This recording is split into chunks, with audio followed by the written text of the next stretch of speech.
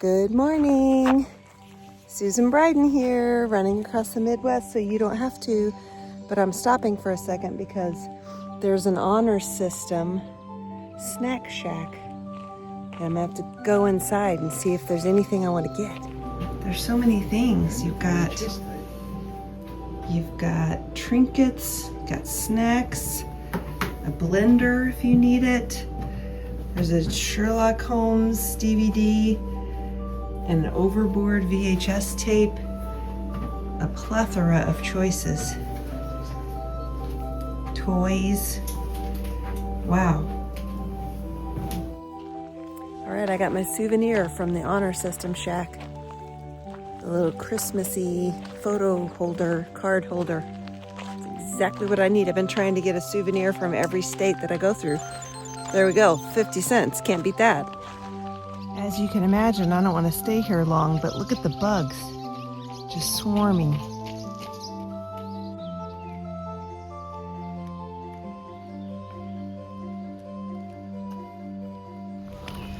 I couldn't figure out why this place was called Boathenge, and now I get it. Makes sense. So, Dr. Andrew Bryden, back on the trail, joining me for the long days. What have we seen so far today? We've seen Boathenge, which I thought was just a place where people were docking their boats, which is true, but then we actually saw Boathenge, and I'll include a picture. What else? A couple of different turtles. A couple different turtles, yep. Lots of bugs. Lots of people, and it's only going to get worse because BAM, Bikes Across Missouri, starts tomorrow. People will be heading 30 to 35 miles a day from one end of the Katy to the other, west to east. So tomorrow or the next day, I'm going to be seeing large swaths of cyclists coming past. But I didn't even know that was a thing when we lived here. For sure, we would have done that with Max. That would have been awesome. So I encourage everyone to check it out.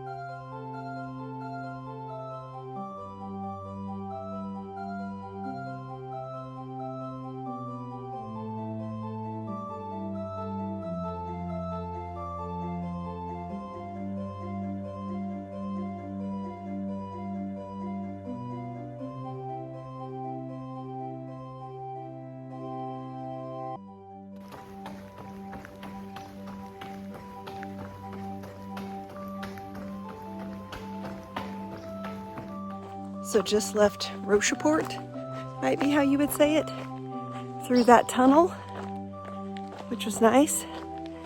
Note to self, don't get so busy with your phone that you trip on a rock. I don't know who would have done that. Anywho, yeah, they had lots of beds and breakfasts and cafe by the trail, a winery, I think a couple of other things, a couple of gift shops. And there were lots of people on the trail today, young and old and all in between, which was cool. I am trying to get a little bit longer day in today, close to a 50K, that's 31 miles. That actually puts me in a really great spot to be able to sleep in a little bit tomorrow and only have like a 3-hour day, which may sound crazy to everyone else, but to me, I'm like, ooh, I get to sleep in, have some eggs and pancakes, watch the F1 race, and then get a few hours in, you know, late morning. Yes, please. So even if I walk, I may try to get in 28 to 30, 31 today. We'll see what happens. It's an eerie tree with some big old black birds in it. Up to no good.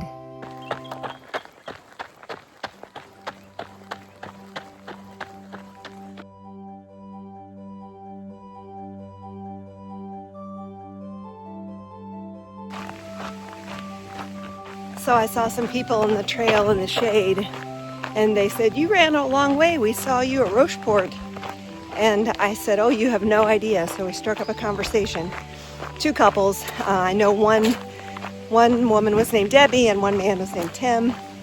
And anyway, I was telling them the story about running across the country, and we were talking about how much support I had, and they were wishing me luck. And then they started searching through their pockets and gave me money to donate to Girls on the Run.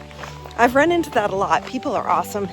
What made me laugh was they said, "We have to save enough money in our pockets to go get a beer."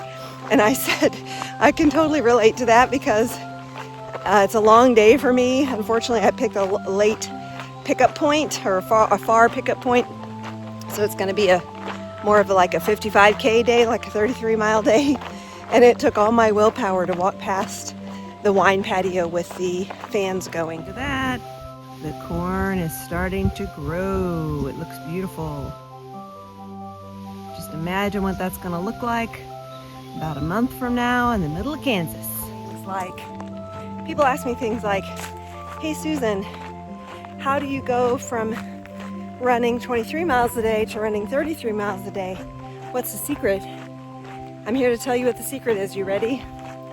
First, be not very great with directions or orienteering, so that you overshoot and underestimate where your pickup point will be.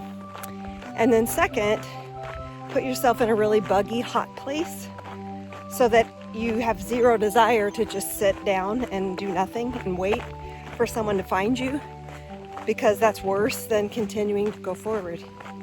There you go. There's your tip for the day.